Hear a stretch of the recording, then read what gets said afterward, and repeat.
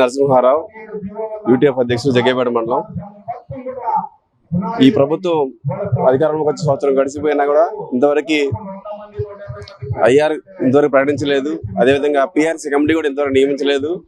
మరి అదేవిధంగా డిఏ బకాయిలు, పిఆర్సీ బకాయిలు ఇంతవరకు కూడా ఇవ్వలేదు.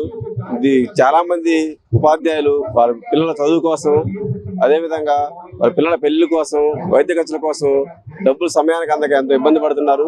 కాబట్టి ప్రభుత్వం వెంటనే ఉపాధ్యాయులు రావాల్సిన ఆర్థికపరమైన విషయాలు ఏదైతే ఉన్నాయో అవన్నీ అన్నీ పరిశీలించాలని కోరుతున్నాము. అదేవిధంగా ఈ ప్రభుత్వం వస్తే మరి ఉపాధ్యాయులకు యాప్ల భారం ఉండదని చెప్పేసి చెప్పడం జరిగింది. కానీ అన్ని రకాల యాప్లన్నింటినీ కూడా ఒకే దాంట్లోకి తీసుకొచ్చి మరి ఉపాధ్యాయులని బాగా మానసిక ఆందోళన గురి చేయడం జరుగుతుంది.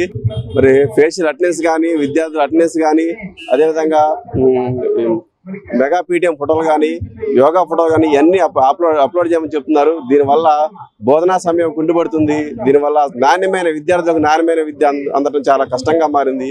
కాబట్టి ప్రభుత్వం ఇప్పటికైనా సరే ఉపాధ్యాయుల హాజరు, విద్యార్థుల హాజరు తప్ప మిగతా అన్ని రకాల యాప్ల నుంచి ఉపాధ్యాయులకు విముక్తి కలిగించాలని కోరుతున్నాము.